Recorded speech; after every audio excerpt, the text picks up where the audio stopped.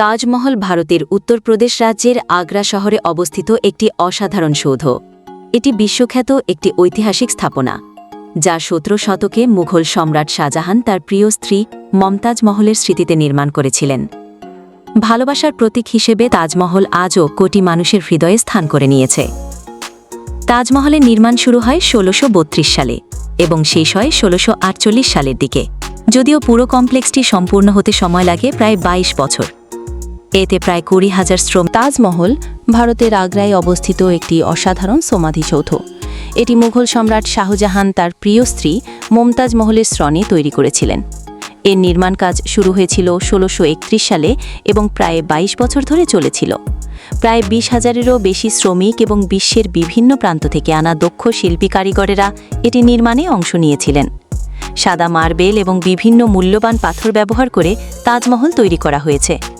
এর মূল সমাধিটি সাদা মার্বেলের তৈরি এবং এটি একটি বিশাল চারকোনা প্ল্যাটফর্মের উপর স্থাপিত। তাজমহলের চারপাশে রয়েছে ৪টি উঁচু মিনার, যা স্থাপত্যের ভারসাম্য এবং সৌন্দর্য বৃদ্ধি করে। তাজমহলের স্থাপত্যশৈলীতে মুঘল, পরশ্য, তুর্কি এবং ভারতীয় তাজমহল মুঘল স্থাপত্যশৈলীর এক অপূর্ব সংমিশ্রণ।